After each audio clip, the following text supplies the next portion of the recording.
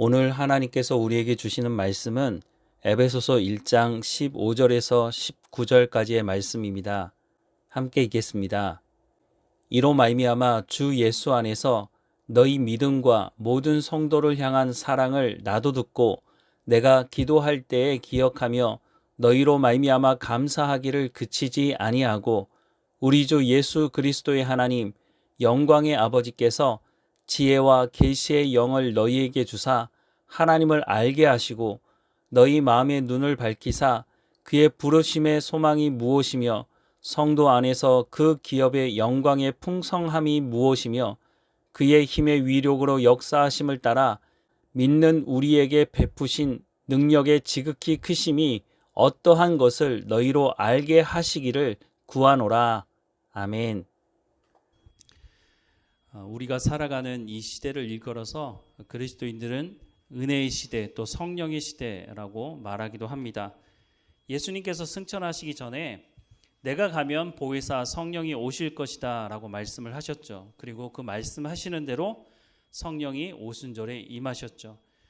사도행전 2장 1절부터 4절 말씀해 보면 오순절 날이 이미 이름에 그들이 다 같이 한 곳에 모였더니 호련히 하늘로부터 급하고 강한 바람 같은 소리가 있어 그들이 앉은 온 집에 가득하며 마치 불의 혀처럼 갈라지는 것들이 그들에게 보여 각 사람 위에 하나씩 임하여 있더니 그들이 다 성령의 충만함을 받고 성령이 말하게 하심을 따라 다른 언어들로 말하기를 시작하니라 라고 말씀을 하고 있습니다. 신약시대 교회의 본격적인 시작은 바로 이때부터 시작했다고 해도 과언이 아닙니다. 그래서 교회와 성령, 성령과 교회는 뗄래야 뗄 수 없는 관계에 있다는 것을 우리는 알 수 있습니다. 우리가 교회다운 교회를 이루고 성도다운 성도의 삶을 살아가기 위해서는 성령의 충만함이 있어야 한다는 것을 첫 시작부터 말씀해 주고 있는 것입니다. 그런데 이 성령에 대해서 많은 사람들이 잘못 알고 있거나 또 모르고 있거나 심지어는 오해하는 사람들도 적지가 않다는 것입니다. 제가 청년 때나 청소년 때 생각을 해보면 평소에 성령의 충만함을 위해서 기도합시다 라고 하는 말을 거의 들어본 적이 없습니다. 그런데 부흥회 때만 되면 성령의 충만함을 위해서 기도하자고 그렇게 했던 기억이 납니다. 그런데 지금도 잘 이해가 안 되는 부분이 하나 있는데 성령의 충만함을 위해서 그냥 기도하면 될 텐데 언제부터인지 모르겠는데 제가 어렸을 때는 그런 얘기를 못 들어본 것 같은데 어느 순간부터 주여 삼창을 부르짖고 성령의 충만함을 위해 기도하자고. 그런데 주여 삼창을 왜 부르짖는지 지금도 잘 이해가 잘 되지 않습니다. 제가 하나님을 잘 모를 때는 그런가 보다. 인도자가 그렇게 얘기하니까 그런가 보다 하고 따라했는데 제가 성경을 제대로 알기 시작하면서부터는 내가 속았구나 하는 생각을 하게 됐습니다. 제가 속았다고 말씀을 드리는 이유는 이렇게 하는 행위가 성경의 어떤 근거를 가지고 있지 않다는 것입니다. 우리가 하나님께 기도할 때 하나님의 말씀의 근거를 가지고 기도해야 되는데 그런 근거가 없이 그냥 사람들의 마음을 흥분시키는 그런 것으로 사용하는 경향이 있다고 하는 것입니다. 무엇보다 하나님의 말씀을 우리가 제대로 알고 하나님께 기도해야 하는데 그냥 무조건 부르짖으면 하나님께서 응답하실 거다. 그 말이 맞는 것 같아 보이기도 하니까 많은 사람들이 그 말을 듣고 그렇게 부르짖기만 했죠. 또 부르짖어서 응답받는 사람들이 간혹 있으니까 나도 하나님께 부르짖으면 무슨 하나님이 성령님이 해결사인 것처럼 요술 램프를 문지르면 거기서 나오는 어떤 요정이 내가 요구하는 건 다 해결을 해주는 그런 동화에 나오는 것처럼 성령님도 무조건 내가 부르짖으면 해결해 주실 것이다 라고 하는 그런 마음을 가지게 된 것이죠. 제가 청년 때에 오순절 계통에 있는 교회들이 성령운동이라고 하는 이름 아래 열심히 부르짖고 하다 보니까 사람들이 그곳에 모이기 시작했습니다. 그러다 보니까 장로교회도 그렇게 하지 않았었는데 어느 날 보니까 이런 오순절 계통의 교회들, 순복음 계통의 교회들이 하는 것과 똑같은 것을 장로교 교회 안에서도 하고 있는 모습을 보게 됐습니다. 그런데 생각해 보면 장로교회에서 가장 강조하는 게 뭡니까? 오직 말씀으로 아닙니까? 그렇게 오직 말씀으로 강조하는 장로 교회에서 왜 하나님의 말씀을 근거를 가지고 성령님에 대해서 가르치지 않았을까? 예수님은 승천하시면서 제자들에게 내가 너희에게 분부한 모든 것을 가르쳐 지키게 하라고 말씀하지 않았습니까? 그런데 왜 성경에서 말씀하고 있는 말씀을 제대로 가르치지 않았을까 하는 의문이 듭니다. 제대로 가르치지 않은 것이 몰라서 가르치지 않은 것인지, 알면서도 가르치지 않은 것인지, 알면서도 가르치지 않았다면 큰 문제겠죠. 어쨌든 성령님에 대한 성경에 분명히 기록된 말씀이 있음에도 불구하고 잘 가르치지 않았고, 심지어는 성령님에 대해서 오해하게 만들어 왔다는 것입니다. 대부분 사람들에게 성령님에 대해서 물으면 성령의 은사에 대해서만 이야기합니다. 물론 성령님께서 은사를 주시죠. 그런데 예수님께서 성령이 오시면 하실 사역에 대한 말씀을 하실 때 그때는 성령의 은사에 대해서는 거의 말씀하신 적이 없다는 겁니다. 성령님께서 은사를 주는 건 분명히 맞지만 더 중요한 사역이 있다는 것에 대해서 성경은 말씀하고 있는데 왜 그것을 가르쳐주지 않았느냐 하는 것입니다. 저만 하더라도 성령에 대해서 알게 된 것이 언제냐면 방언을 알기 시작하면서부터였습니다. 고등학교 2학년 됐을 때에 외부에서 성가대 지휘를 하러 오신 선생님이 계셨는데 그 선생님이 하는 말이 너희 방언을 아느냐라고 물었을 때 그때 처음에 방언이 뭐지? 그때서야 성령의 은사에 방언이 있다는 것을 알게 됐습니다. 이미 그때만 하더라도 타 교단에서는 이 성령 운동과 관련된 일들을 하면서 방언하는 사람들도 꽤 많았던 것으로 알고 있습니다. 그런데 방언에 대해서 말하고 너 방언 받고 싶으면 하나님께 방언을 달라고 기도하라고 그렇게만 가르쳐줬지 왜 방언을 받아야 하는지 성령께서 어떻게 방언을 주시는지 왜 주시는지에 대한 말씀은 또 성령님이 어떤 사역을 하시는지에 대한 말씀은 해주지 않았다는 것입니다. 교회에서도 해주지도 않고 또 외부에서 온 선생님들이 성령의 은사에 대해서 말은 하지만 도대체 그 성령이 어떤 분이신지 정확하게 알지 못한 상태에서 그냥 부르짖으면 달라고 하니까 열심히 기도했던 기억이 납니다. 그 당시만 하더라도 얼마나 열심히 교회 다녔는지 모릅니다. 집, 학교, 교회 외에는 다른 데 가지 않을 정도로 열심히 교회를 다녔지만 그리고면서 성경을 들고 다니는 했지만 성경에서 말씀하는 말씀을 제대로 알지 못한 때라 그게 맞는 거라고 생각을 하고 무조건 달라고만 했죠. 그 당시에 성령님은 은사를 주시는 분으로만 생각을 했습니다. 그런데 성경을 제대로 알기 시작하면서 그거는 성령님의 일부분의 사역이라는 것을 알게 됐습니다. 제가 청년 때 이 성령님과 관련된 책들이 엄청나게 많이 쏟아졌습니다. 그런데 대체적으로 이 성령님과 관련된 책들이 어떤 부분이냐면 제가 알고 있었던 성령의 은사에 대한 부분만 언급을 하지 성령님이 도대체 어떤 분이시고 성경에서 말씀하는 성령님이 누구이고 주요 사역이 어떤 것인지를 말하는 책들은 거의 없었다는 것입니다. 심지어는 그 당시에 여러분도 아마 보신 분도 계실 것 같은데 사람들 머리에 손을 얹으면 사람이 막 쓰러지고 그런 일들이 있었죠. 그래서 어떤 분들은 이거 배우러 가자고 이렇게 얘기하는 사람도 있었던 것을 알고 있습니다. 그런데 그 모습을 보고 사람들이 그런 교회에 모이기 시작했죠. 신기하죠. 그리고 서로 앞다투어 나가서 나도 한번 안수도 아니고 뭔지 모르겠지만 하여튼 그런 일들이 일어났습니다. 그런데 참 이상하죠. 이게 성령의 주요 사역이라면 그때도 그렇게 했다면 그 전에도 그렇게 했어야 되고 지금도 그런 교회들이 많아야 되지 않겠습니까? 왜냐하면 지금 이 시대가 성령의 시대니까. 그런데 요즘에는 주위에 들어와 보면 이런 교회가 거의 없습니다. 왜 없을까요? 그런데 지금 와서 보면 이렇게 했던 교회들은 대부분 이단이나 사이비 그런 데서 많이 했다는 것을 알 수 있습니다. 한국 교회가 성경에서 말하는 성령님에 대해서 제대로 가르쳤다면 아마 이런 일에 많은 사람들이 쏠리지도 않았을 뿐만 아니라 이단과 사이비에 많은 사람들이 빠지지 않았을 것입니다. 성경에서 말씀하는 성령님에 대해서 제대로 가르치지 않았기 때문에 많은 사람들이 이단과 사이비에 빠진 것은 아닌가 하는 생각을 해보게 됩니다. 제가 자랐던 교회만 생각해 보더라도 정말 내가 자랐던 교회가 하나님 말씀을 제대로 가르쳤나 하는 생각을 해보게 됩니다. 한국교회 어떤 유명한 목사님이 라디오 프로그램에 참여해서 대화를 하는 내용을 제가 들은 적이 있는데, 앵커가 이렇게 물었습니다. 한국교회가 이렇게 바닥을 치고 있는데 어떻게 하면 회복할 수 있을까요? 이렇게 질문을 했더니 그 목사님 대답이 이랬습니다. 한국교회가 제대로 해본 적은 있습니까? 제대로 해본 적이 있어야 회복할 거 아닙니까? 그런 얘기를 한 것을 들었습니다. 그 얘기를 들으면서 참 많은 생각을 하게 됐습니다.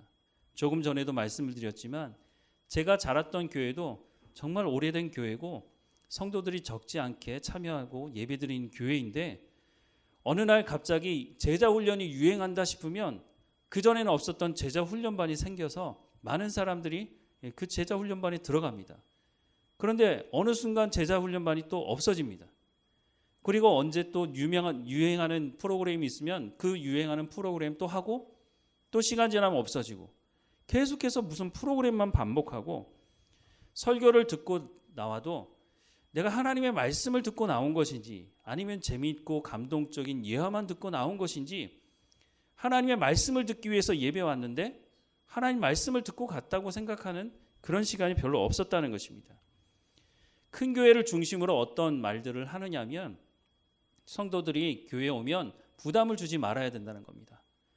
그러다 보니까 설교의 내용이 그냥 윤리적이고 도덕적인 수준, 들어도 부담스럽지 않은 그런 이야기를 채워서 설교라고 하는 말씀을 전하는 거죠.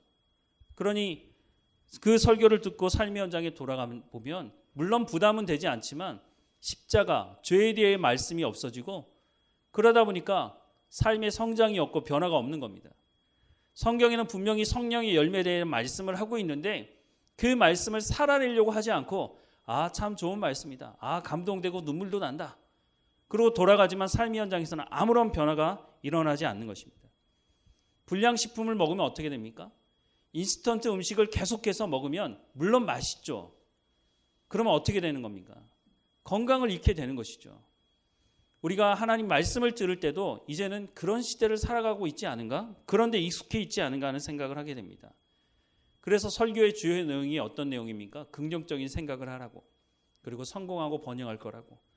물론 하나님께서 우리 가운데 복을 주신다는 말씀을 하지만 우리가 죄 가운데 살면서 우리가 번영을 누리게 된다면 그 번영과 그 성공은 우리를 타락하게 하는, 하나님과의 관계를 끊는 도구가 되고 말 것이라고 하는 것입니다. 그런데 예수님은 성령이 오시면 어떻게 하신다고 말씀하셨습니까? 성령이 오시면 너희를 진리 가운데로 인도하시고 하나님의 말씀을 깨달아 알고 하나님의 말씀대로 순종하는 삶을 살아가게 하시겠다고 말씀하고 있습니다. 이것은 구약 성경에도 이미 말씀하고 있죠. 에스겔 36장 26절에서 28절 말씀에 보면, 또 새 영을 너희 속에 두고 새 마음을 너희에게 주되 너희 육신에서 굳은 마음을 제거하고 부드러운 마음을 줄 것이며, 또 내 영을 너희 속에 두어 너희로 내 율례를 행하게 하리니 너희가 내 규례를 지켜 행할지라. 내가 너희 조상들에게 준 땅에서 너희가 거주하면서 내 백성이 되고 나는 너희 하나님이 되리라 라고 말씀을 하고 있습니다. 하나님께서 약속하신 그 말씀, 그것이 이루어지는 성령이 임하는 사건이 일어나면 어떻게 된다고요? 내 딱딱하고 병든 마음이 부드러워지고 하나님의 말씀을 듣고 순종하는 일이 일어날 것이라고 하나님의 약속의 말씀을 하고 있는 겁니다. 이 말씀을 가지고 예수님께서 성령이 오시면 이와 같이 행할 것이라고 말씀하셨죠. 사도 바울도 예수님이 약속하신 이 약속의 말씀을 가지고 하나님께 나가 기도하는 것입니다. 약속하신 그 성령을 부어달라고 말하고 있는 것이죠. 우리가 기도할 때 어떻게 기도해야 된다고 말씀을 드렸습니까? 하나님의 말씀을 근거로 가지고 기도해야 한다고 말씀을 드렸습니다. 그리스도인들은 내가 믿고 싶은 것을 믿는 사람들이 아니라 하나님께서 약속하신 말씀을 믿고 순종하며 살아가는 사람들이라고 하는 것입니다. 예수님께서 성령이 오실 것이라고 말씀하시고 그 성령이 하나님을 알게 하시겠다고, 하나님의 말씀을 따라 순종하는 삶을 살아가겠다고 말씀을 하셨죠. 그리고 예수님께서 말씀하신 대로 사도행전 2장에 성령이 임했고, 사도행전 2장 33절 말씀에 보면 하나님이 오른손으로 예수를 높이심에 그가 약속하신 성령을 아버지께 받아서 너희가 보고 듣는 이것을 부어 주셨느니라 라고 말씀하고 있습니다. 이건 베드로가 한 말입니다. 근데 베드로도 뭐라고 말하고 있죠? 예수님께서 약속하신 그 성령이 우리 가운데 임했다는 것을 말하는 거죠. 38절과 39절 말씀에도 보면 베드로가 이르되 너희가 회개하여 각각 예수 그리스도의 이름으로 세례를 받고 죄 사함을 받으라. 그리하면 성령의 선물을 받으리니 이 약속은 너희와 너희 자녀와 모든 먼 데 사람 곧 주 우리 하나님이 얼마든지 부르시는 자들에게 하신 것이니라 라고 말씀을 하고 있습니다. 사도 바울은 이 약속의 말씀이 이루게 해달라고 오늘 본문에서 기도하고 있는 것입니다. 약속하신 말씀 그대로 이루어 달라는 것이죠. 그러면 어떻게 하면 우리가 이 성령의 충만함을 경험할 수 있을까요? 베드로가 조금 전에 말씀한 사도행전 2장 23절 말씀에 보면 이렇게 말하고 있습니다. 베드로가 이르되 너희가 회개하여 각각 예수 그리스도의 이름으로 세례를 받고 죄 사함을 받으라. 그리하면 성령의 선물을 받으리니 라고 말씀을 하고 있습니다. 성령의 충만한 사건을 경험하기 위해서 첫 번째 해야 되는 게 뭐라고요? 회개하라는 것입니다. 회개한다고 하는 것은 이런 의미가 있습니다. 회개한다는 것은 마음을 바꾸는 것입니다. 마음을 바꾼다고 하는 것은 생각을 바꾼다고 하는 것을 말하고 있습니다. 생각을 바꾼다고 하는 것은 이전에 어둠의 세력을 따랐던 우리가 예수 그리스도를 머리로 삼고 예수 그리스도께서 말씀하시는 그 말씀을 듣고 순종하는 삶을 살아가는 것입니다. 그러기 위해서 내 생각을 바꿔야 하겠죠. 그래서 마음을 바꾸고 생각을 바꾸는 것을 말씀하고 있는 것입니다. 하나님께 온 마음을 두는 것이죠. 신명기 6장 4절부터 5절 말씀해 보면 이스라엘아 들으라 우리 하나님 여호와는 오직 유일한 여호와시니 너는 마음을 다하고 뜻을 다하고 힘을 다하여 내 하나님 여호와를 사랑하라 라고 말씀하는 것과 같이 우리의 온 마음을 다해 하나님을 사랑하는 것입니다. 그런데 마음을 다한다고 하는 것은 그냥 정신을 거기 쏟는 것 이상으로 생명을 다한다는 의미가 여기 있습니다. 하나님을 사랑하는데 그냥 입으로만 사랑한다고 말하고 입으로만 회개한다고 말하는 것이 아니라 우리의 생명을 드릴 만큼 하나님께 집중하고 하나님을 사랑하고 하나님 말씀으로 우리의 생각을 바꾸어서 성령의 열매를 맺는 삶으로 나가야 한다고 말씀을 하고 있는 것입니다. 이거는 우리의 주변 사람들로부터 평가를 들을 수 있습니다. 야, 저 사람은 예수 믿더니 이전과는 완전히 다른 180도 다른 삶을 살아가고 있구나 라고 한다면 우리는 회개의 삶을 온전히 살아간다고 말할 수 있겠죠. 여러분도 한번 들어보셨을 예화인데 김유신 장군이 전쟁에 나가서 업적을 남기자 왕이 천리마를 선물로 줬습니다. 그 천리마를 타고 승승장구하던 이 사람이 어느 날부터 기생집을 오가기 시작했습니다. 장군이 되었는데도 불구하고 장군의 역할을 감당하지 못하고 기생집을 왔다 갔다 하다 보니까 장군의 직위도 잃게 되고 부도 상실하게 됐습니다. 이 모습을 보고 있던 어머니가 너무너무 안타깝고 마음에 시름시름 하시다가 어느 날 돌아가신 겁니다. 그 모습을 보고 야, 내가 다시는 기생집에 가지 말아야겠다 그렇게 마음에 결단을 했습니다. 그런데 어느 날 말 위에서 졸다가 딱 도착한 곳이 기생집 앞이었죠. 그때 김유신 장군이 어떻게 했습니까? 야, 이게 하늘의 뜻인가 보다. 저 기생과 그냥 평생 먹고 살아야 되겠다 이런 생각을 했습니까? 그러지 않았습니다. 그 자리에서 칼을 빼들고 그 천리마가 얼마나 지금 가격으로 따지면 얼마나 비싼 말이겠습니까? 그런데 그 자리에서 그 천리마의 목을 베어버렸습니다. 사실 말이 잘못한 게 뭐 있겠습니까마는 습관을 따라서 그 길을 간 것이죠. 그런데 자신이 그 길에서 돌이켰다가 오는 것을 천리마를 죽임으로 그 대가집을 함으로 보여준 것이죠. 회개한다고 하는 것은 바로 이런 것을 말하는 것입니다. 죄 가운데 빠졌던 그 길로 다시는 돌아가지 않는 것입니다. 어떤 대가를 내가 지불한다 할지라도 다시는 그 죄의 길로 가지 않겠다고 하는 것입니다. 그것이 바로 마음을 바꾸는 것이고 생각을 바꾸는 것입니다. 골로새서 3장 5절부터 10절 말씀에 보면 그러므로 땅에 있는 지체를 죽이라 곧 음란과 부정과 사욕과 악한 정욕과 탐심이니 탐심은 우상 숭배니라. 이것들로 말미암아 하나님의 진노가 임하느니라. 너희도 전에 그 가운데 살 때에는 그 가운데서 행하였으나 이제는 너희가 이 모든 것을 벗어버리고 곧 분한과 노여움과 악의와 비방과 너희 입에 부끄러운 말이라. 너희가 서로 거짓말을 하지 말라. 옛사람과 그 행위를 벗어버리고 새 사람을 입었으니 이는 자기를 창조하신 이의 형상을 따라 지식에까지 새롭게 하심을 입은 자니라 라고 말씀을 하고 있습니다. 마음을 바꾸고 생각을 바꾼다고 하는 것은 하나님의 말씀으로 우리의 생각을 바꾸어야 한다는 것을 말씀하고 있습니다. 회개한다고 하는 것은 또한 죄를 미워하는 것입니다. 데살로니가전서 5장 22절 말씀에 보면 악은 어떤 모양이라도 버리라 라고 말씀을 하고 있습니다. 조금 전 읽었던 골로새서 말씀에도 말씀하고 있지만 악의 그 어떤 모양이라도 품지 말라는 것입니다. 왜냐하면 하나님은 죄와 함께 하실 수 없는 분이시고 죄가 있는 사람은 하나님과 친밀한 교제를 할 수 없기 때문입니다. 그래서 악의 그 어떤 모양을 가지고 있든지 다 버리라 라고 말씀을 하고 있습니다.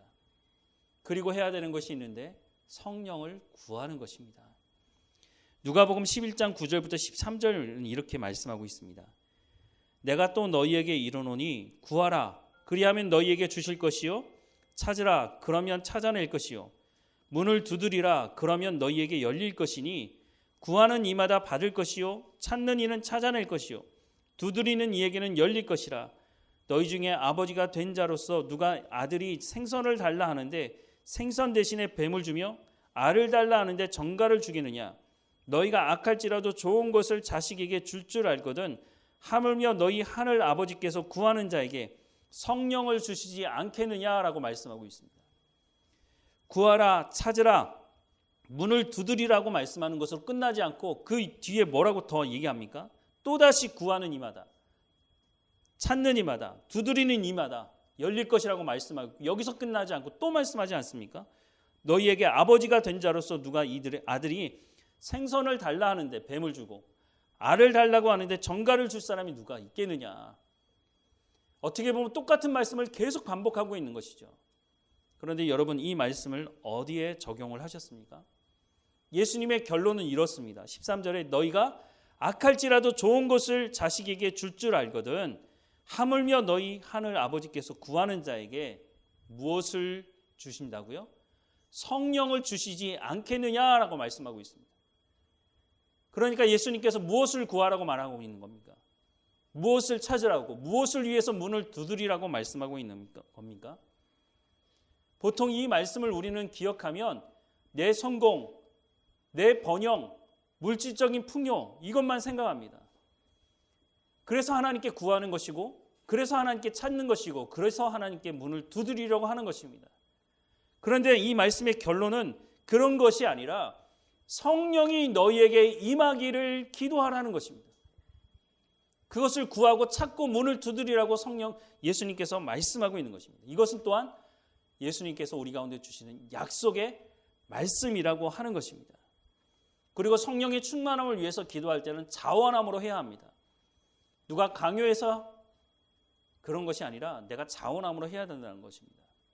그런데 이렇게 중요한 것이라면 하나님께서 우리 가운데 구원을 허락해 주시면서 그냥 주시면 되는 것 아닌가 하는 생각을 하는데 그렇지 않다는 겁니다. 자원함으로 구하라고 말씀합니다. 왜냐하면 성령의 충만함을 통해서 궁극적으로 하나님께서 이루기 원하시는 것이 무엇이냐면 하나님과 인격적인 친밀한 교제를 하기 위한 것이기 때문입니다. 우리가 하나님과 인격적인 친밀한 교제를 하기 위해서 하나님과 우리가 아까 말씀 읽었던 신명기 6장의 말씀과 같이 하나님과 진정한 사랑을 하기 위해서는 이건 강요해서 되는 문제가 아니라는 것입니다. 내가 자원함으로 하나님을 사랑하고 하나님과 인격적인 교제를 하기 위해서 나아갈 때에 우리가 성경에서 말씀하는 인격적인 친밀한 교제를 할 수 있기 때문에 자원함으로 구하라는 겁니다. 그래서 조금 전에 읽었던 누가복음 말씀에 구하라고 그러면 주실 것이라고 예수님께서 약속하고 있는 것입니다. 또한 자원함으로 구해야 되는 중요한 이유 중에 하나는 우리가 성령이 임하면 성령께서 우리를 진리 가운데로 인도하시고 하나님의 말씀을 깨달아 알고 순종하며 살아가게 하시는 데 이유가 있습니다. 왜냐하면 우리가 하나님 말씀에 순종하다 보면 세상과 충돌이 일어날 수밖에 없기 때문입니다. 세상과 충돌이 일어나면 세상의 권세 잡은 사탄과 귀신의 무리나 하나님을 대적하는 사람들이 어떻게 합니까? 예수 믿는 사람들을 박해하는 것입니다. 너만 잘났냐? 이런 식인 거죠. 그러다 보면 고난 중에 있으면서 내가 이렇게 고난당하면 내가 하나님 말씀에 순종할 필요가 있나? 이런 생각을 하게 되는 것이죠. 이게 강요해서 받은 것이면 우리가 쉽게 포기할 수도 있지만 자원함으로 성령의 충만함을 받는다면 우리가 쉽게 포기할 수가 없는 것이죠. 그래서 하나님께서 우리 가운데 성령의 충만함을 위해서 자원함으로 구하라는 것입니다. 그런데 어떤 사람들은 또한 성령의 충만함을 구하긴 구하는데 잘못된 의도를 가지고 구하는 사람들도 있다고 말씀합니다. 사도행전 8장 18절에서 24절 말씀에 보면 시몬이 사도들의 안수로, 여기서 말하는 시몬은 베드로를 말하는 게 아닙니다. 시몬이 사도들의 안수로 성령 받는 것을 보고 돈을 들여 이르되 이 권능을 내게도 주어 누구든지 내가 안수하는 사람은 성령을 받게 하여 주소서 하니 베드로가 이르되 내가 하나님의 선물을 돈 주고 살 줄로 생각하였으니 내 은과 내가 함께 망할지어다. 하나님 앞에서 내 마음이 바르지 못하니 이 돈은 내가 관계도 없고 분기될 것도 없느니라. 그러므로 너의 이 악함을 회개하고 주께 기도하라. 혹 마음에 품은 것을 사하여 주시리라. 내가 보니 너는 악독이 가득하며 불의에 매번 매인 바 되었도다. 시몬이 대답하여 이르되 나를 위하여 주께 기도하여 말한 것이 하나도 내게 임하지 않게 하소서 하니라 라고 말하고 있습니다. 이 시몬이라고 하는 사람은 이 앞부분에 보면 세례를 받았다고 말하고 있습니다. 세례를 받을 때 예수 그리스도를 인격적으로 영접할 때 세례 주는 거 아닙니까? 그런데 이 사람이 지금 뭐라고 말하고 있다고요? 내가 돈을 줄 테니까 내가 안수하는 사람에게 성령이 임할 수 있도록 해달라는 겁니다. 말도 안 되는 이야기죠. 그런데 이게 이 사람 생각에는 돈벌이가 될 거라고 생각을 한 겁니다. 그러니까 내가 돈을 줄 테니까 대가를 지불할 테니까 나에게 그렇게 해달라는 것이었죠. 성령의 충만함을 위해서 자원함으로 구하라고 하는 것은 내가 그것을 내 입으로 고백하는 것뿐만 아니라 성경에서 말씀하시는 하나님의 말씀을 제대로 알고 그 목적과 그 의도를 제대로 알고 하나님께 구해야 한다는 것을 말씀해 주고 있는 것입니다. 그래야 조금 전에도 말씀드린 것처럼 고난이 있어도 포기하지 않게 되고 하나님의 말씀에 순종하는 삶을 살아가게 되는 거죠. 무엇보다 더 중요한 말씀이 있는데 이것은 하나님의 약속이라고 하는 것입니다. 하나님은 약속하신 것을 어떻게 하십니까? 반드시 이루시는 분이라고 성경은 말씀하고 있는 겁니다. 사도행전 1장 4절부터 5절 말씀에 보면 사도와 함께 모이사 그들에게 분부하여 이르시되 예루살렘을 떠나지 말고 내게서 들은 바 아버지께서 약속하신 것을 기다리라. 요한은 물로 세례를 베풀었으나 너희는 몇 날이 못되어 성령으로 세례를 받으리라 하셨느니라 라고 말씀합니다. 예수님께서 잡히시는 날 저녁에 성령이 임하실 것을 말씀하셨죠. 그리고 부활하신 다음에도 또 말씀하시는 겁니다. 이게 얼마나 중요했으면 예수님이 잡히시던 날 저녁에 무려 5번이나 성령이 오실 것에 대한 말씀을 하지 않습니까? 그런데 부활하시고 나서 승천하시기 전에 또다시 이 말씀을 하는 겁니다. 4절 말씀에 예루살렘을 떠나지 말고 내게서 들은 바 아버지께서 약속하신 것을 기다리라는 겁니다. 내가 말하는 게 아니라 하나님 아버지께서 약속하신 것을 기다리라 라고 말씀을 하고 있습니다. 그 내용이 바로 5절에 요한은 물로 세례를 베풀었으나 너희는 몇 날이 못되어 성령으로 세례를 받으리라 하는 것입니다. 그래서 제자들이 어떻게 합니까? 예루살렘을 떠나지 않고 기도합니다. 그런데 그 상황을 너무 잘 아시죠? 예수님이 십자가에 못 박혀 죽었으니 예수님을 따르던 사람들이라고 발각이 되면 그 사람들도 죽을 수 있는 상황입니다. 쉽게 말해서 예루살렘을 떠나지 말라고 하는 것은 목숨 걸고 이 일을 하라는 것입니다. 성령이 임할 때까지 기도하는데 그것을 목숨 걸고 하라는 것입니다. 아니 성령이 임하는 것이 얼마나 중요하길래 목숨을 걸고 하라는 것일까요? 이 말은 성령이 임하는 것이, 성령의 충만함을 받는 것이 우리가 목숨을 걸어도 될 만큼 중요한 것이라고 하는 것을 예수님께서 다시 한번 말씀해 주고 있는 것입니다. 교회가 교회다워질 수 있는 방법은, 성도가 성도로서의 삶을 살아갈 수 있는 방법은 바로 성령이 임해야, 성령의 충만함이 있어야 이것이 가능하다고 하는 것을 말씀해 주신 것이고, 초대교회가 이 성령의 충만함을 통해서 이 일을 이루어졌다고 하는 것을 우리에게 증거하고 있는 것입니다. 우리가 누군가에게 복음을 전할 때, 우리 가까운 사람이든 누군가에게 복음을 전할 때, 우리가 함께 예배드리자고 할 때 그 사람이 이렇게 말할 수 있겠죠. 내가 왜 교회에 가야 하는데? 내가 왜 예수를 믿어야 하는데? 이렇게 물을 때 여러분 뭐라고 대답하시겠습니까? 물론 성경에 있는 여러 가지 말씀을 하실 수 있겠죠. 그런데 확실한 증거가 있습니다. 아니, 확실한 증거가 되어야 하는 것이 있는데 그것은 바로 우리의 삶입니다.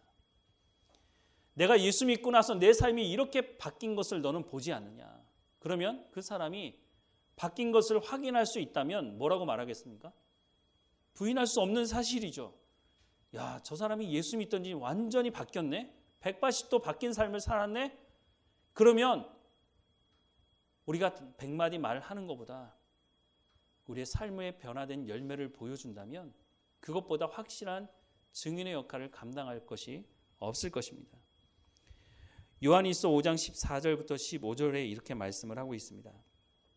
그를 향하여 우리가 가진 바 담대함이 이것이니 그의 뜻대로 무엇을 구하면 들으심이라. 우리가 무엇이든지 구하는 바를 들으시는 줄을 안즉 우리가 그에게 구한 그것을 얻은 줄을 또한 아느니라 라고 말씀합니다. 성부 하나님께서 구원을 계획하시고 성자 예수님께서 그 구원을 실행하셨고 성령 하나님께서 우리의 삶 가운데 구체적으로 그 구원이 이루어질 수 있도록 실행하시지 않았습니까? 그 부름에 합당한 삶을 살아가라고 말씀하면서 에베소서 1장 우리가 이미 봤지만 1장 4절에 보면 우리를 부르신 이유가 거룩하고 흠이 없는 백성으로 삼기 위해서 부르셨다고 말씀하고 있습니다. 우리가 거룩하고 흠이 없는 백성이 되기 위해서 구해야 하는 것이 있는데 그것이 바로 성령의 충만함이라는 것입니다. 그래서 사도 바울이 에베소서 1장에서 이 구원의 계획과 실행에 대해 말씀을 하면서 그 바로 이어서 하는 말씀이 그 기도가 하나님 에베소 교회 성도들에게 오늘 우리에게 성령의 충만함을 허락해달라고 하는 그 기도를 하고 있는 것입니다. 마음을 돌이켜서 죄를 미워하고 회개할 뿐만 아니라 하나님께 우리의 마음을 온전히 드리고 성령의 충만함의 기도를 할 때 그 성령을 주시겠다고 말씀하고 있습니다. 그렇다면 이것이 하나님의 뜻이 아니고 무엇이겠습니까? 조금 전에 우리가 봤던 요한 1서 뭐라고 그랬다고요? 하나님의 뜻대로 구하면 하나님께서 어떻게 하신다고요? 응답해 주신다고 약속하고 있지 않습니까? 성경에 보면 이 성령의 충만함을 받으라고 하는 것을 얼마나 많이 강조하고 있는지 모릅니다. 예수님이 부활하신 이후에도 말씀하셨고 사도 바울도 말하고 있고 베드로도 그것을 말하고 있을 정도로 중요하다는 것입니다. 빌립보서 2장 12절 말씀에 보면 그러므로 나의 사랑하는 자들아 너희가 나 있을 때뿐 아니라 더욱 지금 나 없을 때에도 항상 복종하여 두렵고 떨림으로 너희의 구원을 이루라 라고 말씀을 하고 있습니다. 예수님을 영접하면 땡이 아니라 예수님을 영접한 이후에도 우리는 구원을 이루어가는 삶을 살아가야 한다라고 말씀하고 있습니다. 그래서 사도 바울은 나는 날마다 죽노라 라고 고백하지 않습니까? 날마다 성령의 충만함이 우리 가운데 있어야 한다는 것입니다. 그래야 우리가 그리스도의 장성한 분량에 이룰 수 있다고 말씀해주고 있는 겁니다. 빌립보서 3장 7절부터 9절 말씀해 보면 그러나 무엇이든지 내게 유익하던 것을 내가 그리스도를 위하여 다 해로 여길 뿐더러 또한 모든 것을 해로 여김은 내 주 그리스도 예수를 아는 지식이 가장 고상하기 때문이라. 내가 그를 위하여 모든 것을 잃어버리고 배설물로 여김은 그리스도를 얻고 그 안에서 발견되려 함이니 내가 가진 의는 율법에서 난 것이 아니요 오직 그리스도를 믿음으로 말미암은 것이니 곧 믿음으로 하나님께로부터 난 의라 라고 말씀을 하고 있습니다. 사도 바울은 당대의 최고의 학문을 배웠던 사람입니다. 그리고 사도 바울은 부도 충분히 가지고 있었던 사람이었습니다. 그런데 이 사도 바울이 지금 뭐라고 말하고 있습니까? 내가 하나님을 제대로 알고 나니까 내가 지금까지 배웠던 그 모든 지식이 다 뭐라고요? 배설물과 같다라고 말하고 있는 겁니다. 그래서 사도 바울이 교회를 향해서, 우리를 향해서 기도할 때 지혜와 계시의 영을 주셔서 하나님이 누구이신지 알게 해달라고 기도하고 있습니다. 하나님을 제대로 아니까, 성령을 통해서 하나님을 제대로 알게 되니까 내가 세상에서 배운 것이 얼마나 쓸모없는 것인지를 알게 되었다라고 막 고백하고 있는 겁니다. 사랑하는 여러분, 여호수아가 인생을 마감하면서 이런 고백을 합니다. 여호수아서 24장 14절에서 15절 말씀에 그러므로 이제는 여호와를 경외하며 온전함과 진실함으로 그를 섬기라. 너희의 조상들이 강 저쪽과 애굽에서 섬기던 신들을 치워버리고 여호와만 섬기라. 만일 여호와를 섬기는 것이 너희에게 좋지 않게 보이거든 너희 조상들이 강 저쪽에서 섬기던 신들이든지 또는 너희가 거주하는 땅에 있는 아모리 족속의 신들이든지 너희가 섬길 자를 오늘 택하라. 오직 나와 내 집은 여호와를 섬기겠노라 하니라고 말씀하고 있습니다. 언제까지 이것도 아니고 저것도 아니고 하는 삶을 살아가시려고 하십니까? 여호수아가 인생을 마감하면서 백성들에게 하는 말입니다. 이 말씀은 이방인들에게 한 말이 아닙니다. 하나님께서 40년 광야의 삶을 어떻게 인도하셨는지를 경험했던 이스라엘 백성들에게 하는 말입니다. 가나안 땅을 어떻게 하나님께서 주셨는지를 직접 경험했던 사람들 아닙니까? 이 사람들에게 하는 말입니다. 그런데 이 사람들이 가나안 땅에 들어와서 살다 보니까 우상을 섬기기 시작한 겁니다. 더 많은 풍요를 위해서, 더 잘 먹고 잘 살기 위해서 하나님도 섬기고 우상을 섬기는 일이 벌어졌습니다. 그 모습을 보고 있던 여호수아가 마지막 유언의 말을 남기는 것입니다. 하나님을 섬길 것인지 아니면 이방 신들을 섬길 것인지 결정하라는 것입니다. 우리가 신앙생활 하기 위해 예배드리는 것 아닙니까? 우리가 왜 이 시간을 내어서 하나님께 예배드리고 있습니까? 때로는 정말 들으면 부담이 되는데 왜 저런 말씀을 하실까? 이 죄에 대해서 그냥 넘어가면 되지 않을까? 그런 생각이 들 때도 있는데 왜 하나님은 그런 말씀을 하실까? 하나님께서 말씀하는 건 결정하라는 겁니다. 하나님을 온전히 섬길 것인지, 생명을 다해 섬길 것인지 아니면 우상을 섬길 것인지 결정하랍니다. 오늘 우리에게도 하나님 하시는 말씀입니다. 성령의 충만함을 받는 것은 선택의 문제가 아니라는 것입니다. 교회의 첫 시작이 성령이 임하면서 시작한 것처럼 우리가 제대로 된 신앙의 삶을 살기 원한다면 성령의 도움 없이는 우리가 이 땅에서 하나님의 백성으로 우리가 온전히 살아갈 수가 없다는 것입니다. 그런데 얼마나 감사합니까? 구하는 자에게 성령을 주시겠다고 말씀하지 않습니까? 회개하고 우리의 온 마음을 다해서 하나님 말씀을 사모하고 하나님 내 가운데 성령의 약속하신 그 약속의 말씀을 이루어 달라고, 내 가운데 성령의 충만함을 달라고 기도하면 그 성령의 은사 그런 정도가 아니라 우리가 이 땅에서 하나님의 백성으로 살아갈 수 있도록 하나님께서 허락해 주시겠다고 약속하고 계시지 않습니까? 그렇다면 우리가 날마다 하나님께 기도할 때 하나님 내 가운데 오늘도 약속하신 성령의 충만함을 허락해 주십시오. 내가 하나님의 진리의 말씀 가운데로 인도함 받게 하시고 그 말씀을 살아낼 수 있도록 내 가운데 힘과 능력을 부어달라고, 하나님의 약속이니까 이루어달라고 기도해야 할 것입니다. 사도 바울이 에베소 교회를 또 우리를 향해서 기도하는 이 기도의 내용 우리가 다시 한번 읽으면서 말씀을 마무리하려고 합니다. 우리 다시 한번 에베소서 1장 15절에서 19절 말씀, 우리 기도하는 마음으로 하나님께 이 말씀을 읽겠습니다.